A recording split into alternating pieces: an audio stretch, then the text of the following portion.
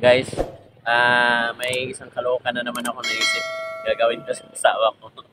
Abangan nyo na lang. May, di ginagawa ka pa?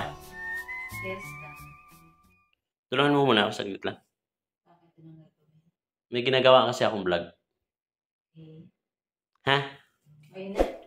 Oo, ngayon na. Da! Da! Oo. Di ka dito. Come over here. Meron ako ibibigay sa'yo. Ano yan? Di ba malapit na mag-Christmas? Mm-mm.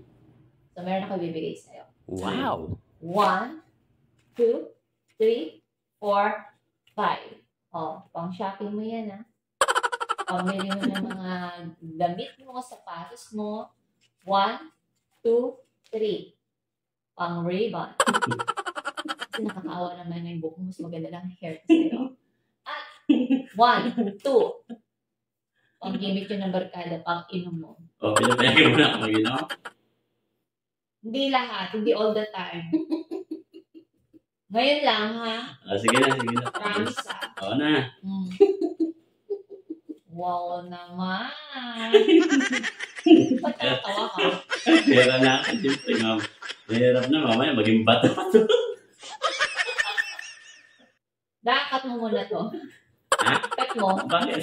I-edit mo. Balik ko sa akin yan. Kaya mo na, ako naman mag-edit yan eh. Pero ano lang ha, kunyari lang yan para lang sa vlog mo, yan ang usapan. Yan ang sinabi mo sa akin kanina. Hindi pwede. Hindi. Hindi pwede, baka sabihin ng follower ko eh, vlog-vlog lang naman to. Akin na to, para kahit sabihin nilang vlog-vlog, may patutuo tayo na akin na to. Sabi mo sa akin kanina, pang vlog lang.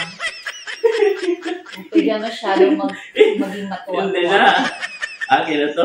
Binigay mo na sa akin. Sabihin ng follower natin. No. Hindi, vlog lang yan. Vlog lang, vlog. Akin na to. Da?